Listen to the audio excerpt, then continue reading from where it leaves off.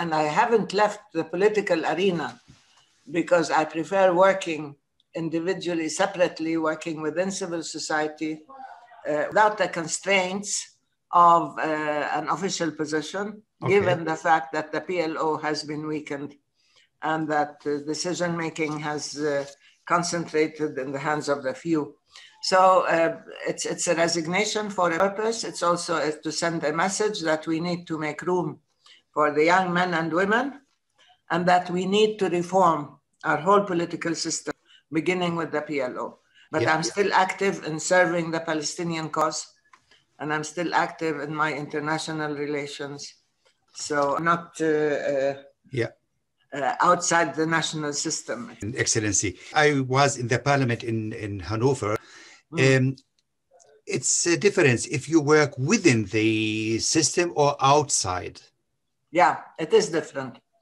But when the system becomes closed, when the institutions of the PLO are not respected, when you are there in a titular way, you are not carrying your weight, you are not making a difference, I believe I should be honest with myself and with people and to say that's it. Either we respect the institutions and our decision-making, or we are not just a front. To create the impression that we do have a system, a democratic system or an active system. So that's why I would do, that's why I resigned. And I wanted to create a precedent where people can resign, where you can make room for others. And I called for elections. So I thought this would really provoke and trigger elections. So there were several reasons, partly because I'm dissatisfied with the role, with the way the PLO has been weakened, with all these things, and partly because I wanted to create some sort of impetus for change and for reform. Our annual conference about Palestine and what is going there. And in this year, we are going to speak about the role of women, Palestinian women in the country. So we'll have 6 young ladies, unfortunately this time by virtual meeting, not in presence. So are you thinking of implementing young women to take over what you have succeeded and present them? Yeah, I have always empowered and mentor and train younger people and women in particular. I have a network of potential women leaders. I have quite a few, I have mentored quite a few interns wherever I was, even in the PLO or in the PA or in, in civil society institutions. And we have here in Miftah, in this institution, a whole network of women leaders that we are working with. And I believe that we have in this generation and the younger generation, an astounding and amazing group of young women who are courageous, who are strong, who are educated, who are enlightened, who are extremely impressive. And I think they should be given the chance to take their role as decision makers in all spheres of Palestinian life. Palestinian women have always been strong and active since the 1890s when they rebelled against the Ottoman occupation. So, and then again, the women were active in resisting the British mandate and active in organizing society and so on. It's only in 1948 when there was this total disruption of life in Palestine that you had half the population as refugees and in exile. And then you had the others under occupation and under Israeli control. So there was a real disruption of life, which affected all aspects of social justice, women's rights, and so on. But women never stopped. Given the fact that we do have a traditional male-dominated patriarchal society, our women have always stood firm in the face of discrimination, marginalization, and exclusion. We have strong women's organizations, we have civil society groups, and they're always resisting exclusion and discrimination. Of course, we know that the playing field is not level. So we need affirmative action, positive engagement in order to try to level the playing field, in order to give them an even chance, at least, particularly in elections. Of course, your experiences and what you have done for Palestine and for your people is great. It is. Thank you. It is worldwide known. To give this experience further to younger women would be great. And your analysis of the situation was quoted as if you would have spoken to the Emirate in a manner which is very, very excellent. Did he answer you? No. But we now notice and read that the Gulf states and others, even Morocco, they were pulled by the Trump administration to build an alliance against Iran for the first aim. But when we consider the Arab world, so Palestinians are now alone again. Look, it's true. Trump used bribery and used blackmail, pressure and rewards in order to bring the Arab world to succumb to Israel. To normalize with Israel means you're normalizing the occupation, you're normalizing lawlessness.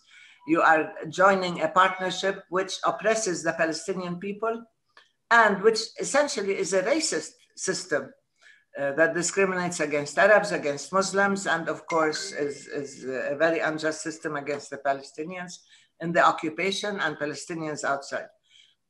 So to do that, the Emirates and others had to, first of all, break ranks with the Arab countries, particularly the Arab Peace Initiative, the API. They violated their commitments because the Arab Peace Initiative talks about withdrawal from all the occupied territories before any kind of recognition or normalization. Also, many resolutions by the Arab League, they violated. They created a rift within, among Arab countries and within countries between the people and the leadership, because the regimes in many ways went against the will of the people. And this is a destabilizing element because we get lots of messages and so on that this is something that that public opinion has not accepted. Considering your valuable time, the last question. Elections are soon to be held. Hopefully. Are you optimistic? And what would be the reaction of some countries if the result would not be that they're supposed to have? If Hamas gets a majority or...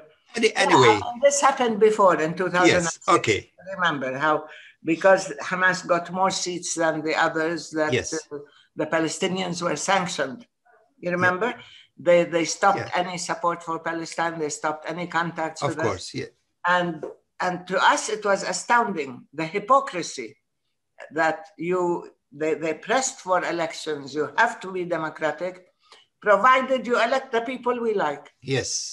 This is not democracy at all. Anyway, and then Israel, that has been violating international law and international humanitarian law for decades, never got sanctioned. It was never held accountable. And yet the Palestinians were sanctioned, not for violating any law, but for carrying out elections. So it was, again, it exposed the hypocrisy of the international community and their double standards when it comes to Israel. Look, elections are difficult because we are under occupation, because Israel interferes, because Israel can arrest anybody, any of us, and it has done so before. Israel can put up checkpoints. Israel can surround polling stations with army, with police, and intimidate people. When we ran for elections in 95, 96, I was detained. I was beaten up. They confiscated my posters and leaflets and everything. So they can interfere, and they can prevent elections in Jerusalem, and they can hinder our ability to reach our constituencies and the electorate. So we know that. We know that the occupation is an abnormal situation that will have a direct impact on the conduct of elections. So we asked the international community to interfere because they're the ones who have been pressing us for elections. Yes. But then you have to make sure that Israel does not exert a negative impact or influence. That it would allow elections in Jerusalem, that it would allow freedom of movement and access and so on. So this is up to the international community that wants to be observers. That wants to send observers to the elections. Okay, but not just to go to polling stations. You have to prepare the grounds first. And you have to ensure that Israel won't disrupt the electoral process. And also we have difficult internal conditions. We have a rift. Fatah and Hamas. Hamas is in charge of Gaza. We have two security systems who's supposed to guarantee the security of the polling stations. We have two legal systems, judiciaries. This is very serious. There's also the issue of how do you run? There are many people who are saying they want a national list, everybody running together. But this is not elections. If everybody runs together, it means by default. It means the only people who will be outside the list will be the independents. And so you'll have a gigantic list of all the movements and parties and maybe a few independent lists that don't stand a chance.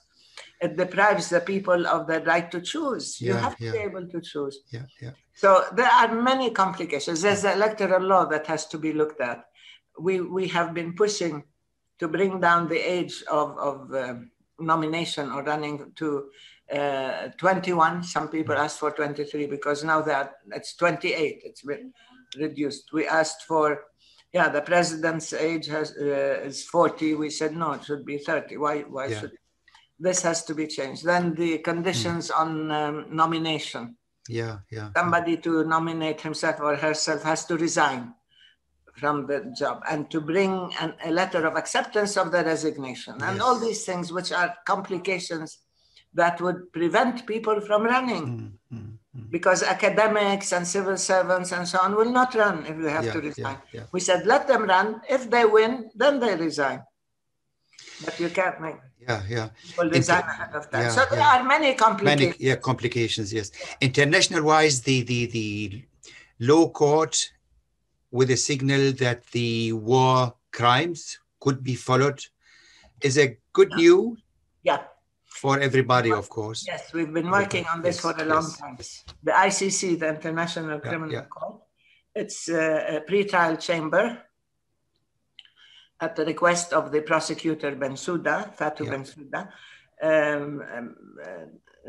took a decision that the court has jurisdiction over Palestine, over Palestinian territory on the basis of 1967 borders, West Bank, Gaza, West Bank including Jerusalem and Gaza, and therefore they can pursue, they can start an official investigation into war crimes committed there.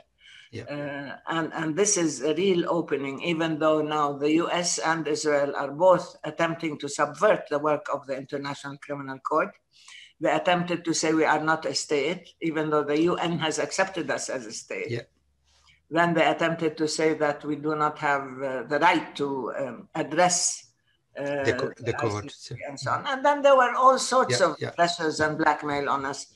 But now the process has begun, and we hope it will move quickly. We hope it will hold those people guilty of war crimes accountable. and responsible, but we also hope that this will form some kind of preemptive measure also to prevent further violations, to prevent further war crimes, knowing that now we have access, finally, to the International Criminal Court and the Rome Statute. Thank you very much. You're most welcome, Nazih. Good to talk to you. Thank you very much.